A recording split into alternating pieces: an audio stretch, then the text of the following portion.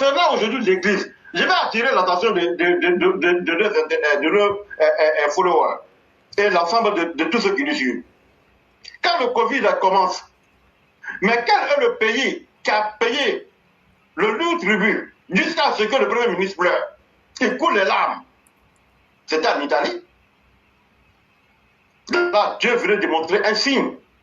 Parce qu'on ne peut pas prendre la maison de Dieu, se cacher derrière Dieu et commettre des agissements sataniques dans la maison qui est supposée être sacrée. Ça n'interpelle pas les gens, ça n'a pas interpellé les gens. Le nombre de morts qu'il y a eu en Italie, il n'y a pas eu autant de morts dans les autres pays européens.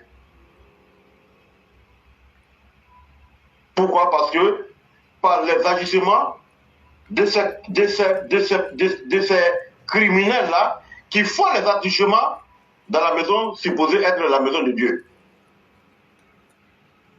Aux mineurs, même pas des adultes. Mais ces prêtres-là, mais ils sont en mission. Partout où il y a eu de dégâts humains, c'est l'Église catholique. Pourquoi les gens n'ont pas le courage de le dire?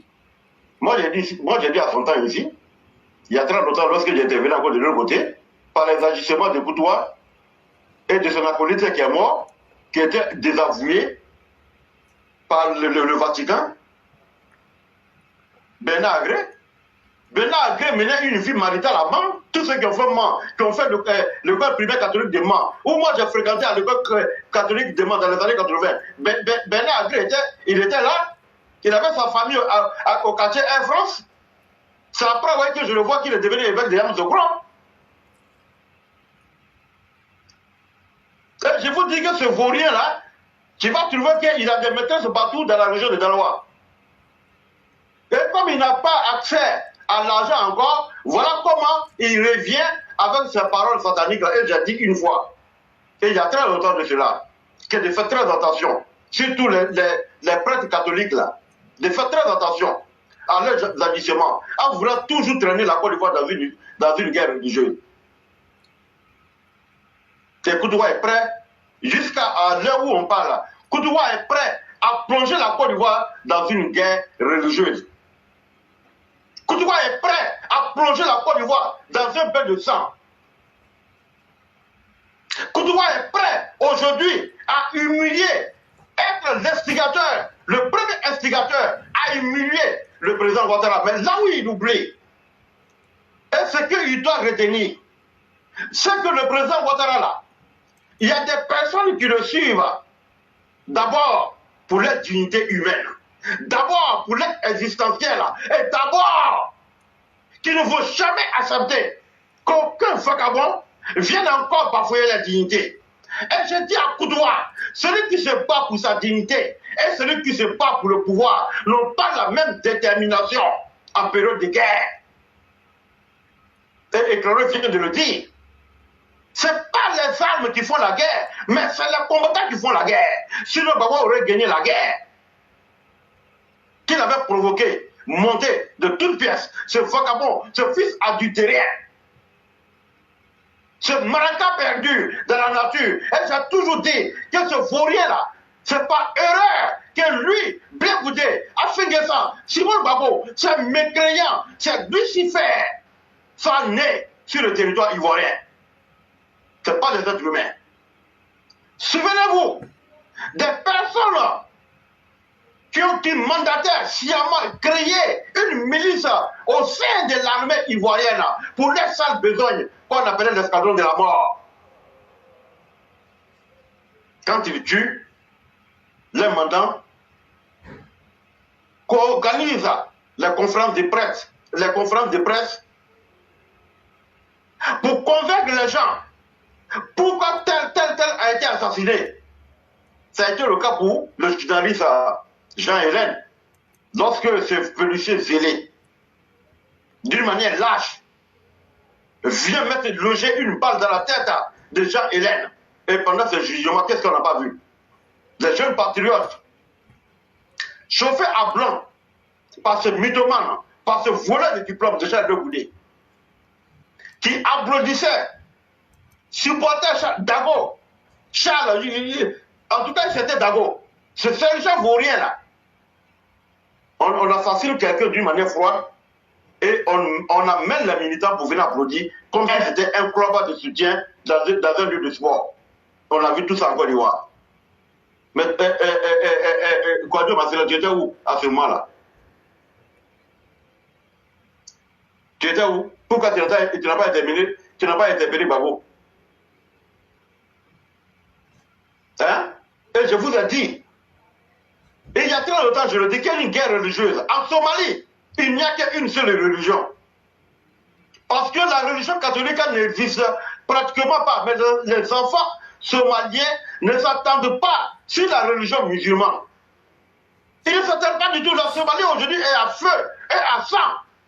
Et je crois qu'il n'y a qu'une seule ethnie en Somalie. Et vous, les catholiques, là, vous voulez transporter. Et j'avais dit la fois dernière, qui de vos parents ou de vos aïeux, que tu sois musulman ou que tu sois chrétien, les ancêtres de qui ont envoyé la religion musulmane en Côte d'Ivoire? Les ancêtres de qui ont envoyé la religion chrétienne en Côte d'Ivoire? Les Blancs même ne se battent plus pour une question religieuse. Les Blancs se battent aujourd'hui pour des idéaux scientifiques, pour la prédétermination de l'un et de l'autre. Et ils font aujourd'hui une guerre intelligente. Et ils sont à un autre niveau. Mais c'est vous les vauriens là, quand vous finissez de boire, vous sonnez la gueule, mais ça fait pitié. Si tu es en Côte d'Ivoire, avec tout ce qui s'est passé en 2003 à 2010, et ils ont ressuscité la même chose en 2020, et ils veulent ressusciter la même chose en 2025. Mais moi je dis, Marcelin Kouadio, il faut te dire, et il faut être prêt. Tu as mis l'essence, non? Tu as mis l'essence. Mais maintenant, là, il suffit qu'il y ait un petit étincelle. Toi et ton délégué pas là. C'est vous qui serez les premiers en partie. Parce que vous oubliez qu'en faisant ce genre de discours-là, en voulant plonger la Côte d'Ivoire dans une guerre religieuse, vous oubliez qu'il y a les djihadistes qui sont sponsorisés par leurs frères ancestrales qui se trouvent dans les pays arabes, qui sont aujourd'hui sur les territoires burkinabés, maliens et nigériens. Vous oubliez cela? Vous pouvez maîtriser une guerre religieuse? Bande de fils de merde. Gbagbo Laurent, il était au pouvoir en Côte d'Ivoire. Qu'est-ce qu'il n'a pas fait? Mais c'est au XXIe siècle, là, encore, en Côte d'Ivoire. Et puis vous, les vauriens des politiciens d'opposants, là, je vais m'adresser à vous. Et puis Charles Blé Goudé, ta mère, c'est parce que quand vous semez la haine, voilà les conséquences qui sont là. Et toi, avec Gbagbo Laurent, et puis la fille de sang, et Simone Gbagbo, et vous voulez vous promener en Côte d'Ivoire comme si de rien n'était? Mais voilà, j'ai billet de là. Ça n'a qu'à péter un grain de pétard n'a qu'à péter sur le sol ivoirien. On va vous nettoyer. Parce que quand vous semez la haine, quand vous étiez en train de semer la haine, mais quand cette haine-là fait des produits, mais vous pensez que vous pouvez l'éteindre, même après vous, 2 générations après vous, il faut un gouvernement fort pour taper dur. Parce que ce que vous avez semé, c'est ce que le prêtre est en train de faire. Mais si vous voyez, ils viennent dire ça d'une manière officielle, mais vous imaginez ce qu'ils ont fait, ils se sont dit dans l'ombre. Et voilà les conséquences, les frères.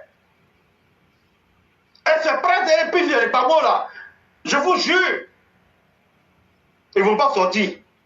Cette fois-ci là, ils ne vont pas sortir. Cette fois-ci là, personne ne va se laisser faire. Et cette fois-ci, on va boucler la boucle pour que les générations qui viendront après nous vivent en paix. Parce que trop, c'est trop. Gbagbo Laurent aujourd'hui peut battre quelle campagne à travers la Côte d'Ivoire. Quelqu'un qui n'arrive même pas à marcher, qui n'arrive même pas à parler. Gbagbo pourrait faire aujourd'hui, même si aujourd'hui, par extraordinaire, on disait à Gbagbo que tu es candidat. Quelle campagne Gbagbo peut faire aujourd'hui sur les 322 000 et quelques kilomètres carrés de la Côte d'Ivoire? Quel militantisme, quel SS militant, quelqu'un même qui a déjà son parti divisé en 5 morceaux, lui peut gagner les élections. Non, les frères, ça suffit. Vous les militants de PPAC, FPI, Cochepa, MGC, vous avez causé trop de tort aux gens. Et les gens sont assis, ils vous regardent. Aïto, aïe Tanatimi, Aïto, aïe frère, aïe Dabla. Parce que ce que vous traitez de sous-hommes, ce que vous voulez faire disparaître, c'est un sérieux qui a construit cette Côte d'Ivoire là. Ton père ou ton grand-père, à quelle construction à travers la Côte d'Ivoire? Fils de merde. Ton Boaké là, qu'est-ce que c'est que tu as développé Boaké? Dans où tu es assis là, quand tu enlèves les richesses de ce que vous voulez mépriser aujourd'hui, donne-moi ton veto. Bande de fils de merde, fils de vauriens, des enfants adultériens comme vous. Vous qui êtes nés dans les marchés, vos grossesses ont été prises d'une manière hasardeuse. Vous, on ne vous a pas accouché, on vous a pondu.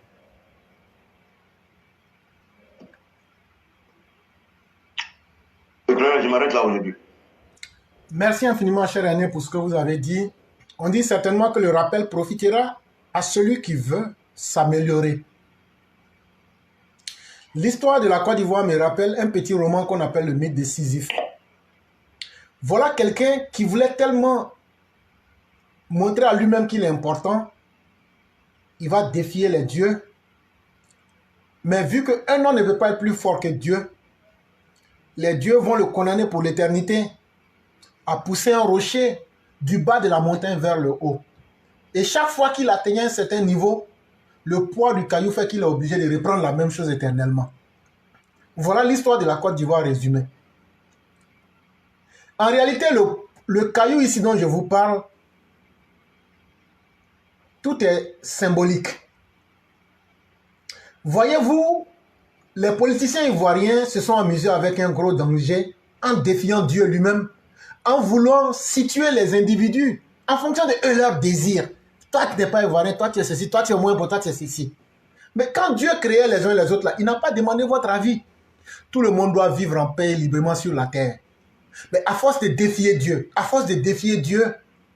Dieu a mis un gros caillou sur la tête des Ivoiriens qu'on doit pouvoir pousser du bas de la montagne vers le haut. Plus on va en haut, plus le poids devient lourd. Et on se retrouve en train de faire la même chose. Et le caillou que Dieu avait mis sur notre tête, sinon le problème de la xénophobie, de la haine tribale et autres, c'est depuis la naissance même de la Côte d'Ivoire moderne, la Côte d'Ivoire postcoloniale. Oufoué, s'il a géré ça stratégiquement et techniquement pour s'en sortir, Bédié, Game en partie et Laurent Gbagbo vont venir faire grossir la pierre de sorte que ça va s'exploser à un moment, ce qui donne le 19 septembre. Le problème de la Côte d'Ivoire, c'est qu'il y a certaines personnes, en général, qui estiment qu'eux sont mieux que les autres et que c'est à eux le rôle de donner des étiquettes aux uns aux autres. Et donc, eux n'aiment pas voir un musulman à la tête du pouvoir. Parce que le vrai problème de fond, c'est ça. Eux n'aiment pas voir un homme du Nord au pouvoir. Eux, ils auraient souhaité que l'homme du Nord soit un faire-valoir qui dit « j'ai compris, j'accepte ». Ça là, si hier, là, les parents du Nord, vous les parents du Nord, vous avez accepté. Aujourd'hui, vos enfants ne sont pas condamnés à l'accepter. Si hier, vos parents ont accepté cela, aujourd'hui, vos enfants sont allés dans les mêmes universités, dans les mêmes écoles. Dans un pays, si on ne donne pas la même chance aux mêmes citoyens, on finit toujours par arriver aux guerres civiles, on finit toujours par arriver au désordre social. Voilà le problème de la Côte d'Ivoire résumé. Et ces personnes-là qui veulent défier Dieu, ils sont incrustés dans la politique et ils sont incrustés dans l'église catholique romaine. Voilà les deux plus gros malheurs de la Côte d'Ivoire. Parce qu'en vérité, les églises des Lumières, et leur premier problème, c'est de désigner les sorciers dans les familles. Ça, arrangez-vous pour ne pas perdre les dents. Sinon, vous devenez de facto un sorcier. Et si vous vivez plus de 70 ans, vous serez taxé de sorcier un jour. Et vous risquez d'aller dans un auto-da-fé. Mais laissons ça. Mais l'église catholique, est la branche religieuse la plus cynique et la plus dangereuse. Parce que chaque fois dans les différents pays, cher René allait reprendre l'élection présidentielle en République démocratique du Congo et allait bien regarder le rôle que l'Église catholique a joué dedans. En réalité, celui qui a été proclamé comme avoir gagné n'a pas gagné. Je parle du président actuel. Il n'avait pas gagné. Mais c'est l'Église catholique qui va, avec son influence et avec la manipulation, changer les résultats pour convaincre les diplomaties qu'il est mieux de faire avec celui qui est là. Et demain, c'est eux qui veulent parler de Dieu. C'est eux qui veulent dire aux gens, quand vous giflez sur la joue droite, tendez la joue gauche. Mais eux-mêmes violent les petits garçons. Eux-mêmes ne se privent pas de convoiter la femme du voisin. Eux-mêmes ne se privent pas en Côte d'Ivoire de catégoriser leurs fidèles. Parce qu'en vérité, en Côte d'Ivoire, dans chacune de nos familles, nous sommes tous par définition animistes et après, par extension, musulmans, chrétiens en général. Mais quand vous dites ce que ce pasteur ou bien ce loup en soutane a dit, c'est extrêmement grave. Et pour quelqu'un qui connaît le contexte ivoirien, tout le monde a bien compris le message. Mais avec Alassane Ouattara, les mallettes ne circuleront pas. Parce que c'est l'argent public, ça peut faire du goudron. Ça peut faire le bien public. C'est ça, cette frustration-là qu'il ne peut pas contenir. Mais on m'aurait même dit, ça je n'ai pas vérifié, que Stéphane Kipré aurait remis de l'argent à ce monsieur-là pour qu'il fasse de tels propos. J'ai appris cela, mais je n'ai pas vérifié, donc je ne prends pas ça pour vérité et je n'accuse pas aussi. Mais j'aurais appris. Mais ça ne m'étonnerait pas. Chers parents du Sud-Ouest, moi je suis du Sud-Ouest, je ne suis pas du Nord. Le langage que je tiens, ça peut choquer beaucoup de personnes. Parce que je ne veux pas que mon peuple vive un jour les conséquences des mauvaises actions de Laurent Gbagbo. Et mon combat, c'est de convaincre les autres qu'en réalité, Laurent Gbagbo a été un cancer métastatique. Je dis très bien un cancer métastatique en Côte d'Ivoire. Si on veut le traiter, on tue le patient. Mais si on le laisse aussi, lui-même il tue le patient. Donc qu'est-ce qu'on fait? Voilà le problème, Laurent Gbagbo. Laurent Gbagbo est un cancer métastatique en ce sens que il a une capacité de nuisance contre son peuple dans le court, dans le moyen et dans le long terme. Des gens comme Laurent Gbagbo vont faire que vous là, les gens du Sud-Ouest, vous serez ostracisés. Les Ivoiriens auront peur même d'accepter un homme du Sud-Ouest un jour pour diriger la Côte d'Ivoire à cause de Laurent Gbagbo. Dans l'avenir, là, il est en train de vous condamner. Mais dans l'immédiat, dans le court et le moyen terme, c'est-à-dire aujourd'hui et de par le passé, Laurent Gbagbo a déjà condamné les gens même du Sud-Ouest à travers toute la manipulation qu'il a fait. Mais à un certain moment, est-ce qu'il ne faut pas avoir le courage de se lever et de dire « Moi, je vais me battre pour sauver au moins l'image de mon peuple, pour que le jour que les conséquences vont venir, il y ait au moins quelqu'un qui puisse se souvenir qu'il y a un fils du Sud-Ouest qui avait toujours dit que ce ne sont pas les BT qui sont le problème de la Côte d'Ivoire. Ce ne sont pas les Dida qui sont le problème de la Côte d'Ivoire. Ce ne sont pas ceux comme les Yaoundé qui sont habités par le démon qui sont le problème de la Côte d'Ivoire. Ce ne sont pas les adorateurs du diable, de Baphomet, comme ce pasteur-là ou ce prêtre-là. En réalité, le problème de la Côte d'Ivoire, c'est ces groupuscules-là qu'il faut extraire. C'est pourquoi chaque jour, j'essaie d'expliquer aux uns aux autres. Il y a même des gores dans les populations du Nord. Il y en a à l'Ouest, il y en a au Sud, il y en a au Centre, il y en a à l'Est, il y en a partout. Comment est-ce qu'on va faire pour pouvoir enlever ce rocher sur la tête pour que la malédiction puisse cesser? Il faut affronter ces malfaiteurs. Parce que derrière cette histoire que je vous raconte, le mythe de Sisyphe, en réalité, il y a une leçon là-dedans. Bien que l'histoire soit un aspect tragique, où on voit quelqu'un qui est soumis à un châtiment perpétuel, mais si je fais une interprétation philosophique, c'est que la vie elle-même n'est pas facile. Mais il faut être capable d'assumer son destin. Et il faut pouvoir donner un sens à son existence en ayant le courage d'affronter le mal de notre société. On affronte le mal là comment? Neutralisons-les par tous les moyens légaux. Parce que eux, les moyens qu'ils vont utiliser, il faut aussi les neutraliser avec ces propres moyens-là. Et il faut enseigner à la classe politique ivoirienne que le brigandage, le banditisme ne peuvent pas être une vertu lorsqu'on aspire à diriger une nation. Quand on va arriver à les extirper et à mettre une petite conscience, je l'ai dit, il faut pouvoir installer l'exercice de la conscience morale en politique. Même s'il est vrai que la politique et la conscience positive ne font pas toujours bon ménage. Mais comment on peut accepter des dirigeants? Eux, leur plaisir, c'est d'opposer les religions, d'opposer les populations, d'opposer les tribus, d'opposer les corporations. Toujours dans la violence, eux, ils doivent prospérer. Il est temps maintenant qu'au travers de n'importe quel événement que ces gens-là vont provoquer, qu'on puisse leur donner la réponse qu'il faut pour que la Côte d'Ivoire se souvienne qu'il y a eu des hommes et des femmes qui ont dit nous n'allons plus continuer à subir les mêmes malédictions que ces politiciens nous ont imposées et on pourra avancer avec.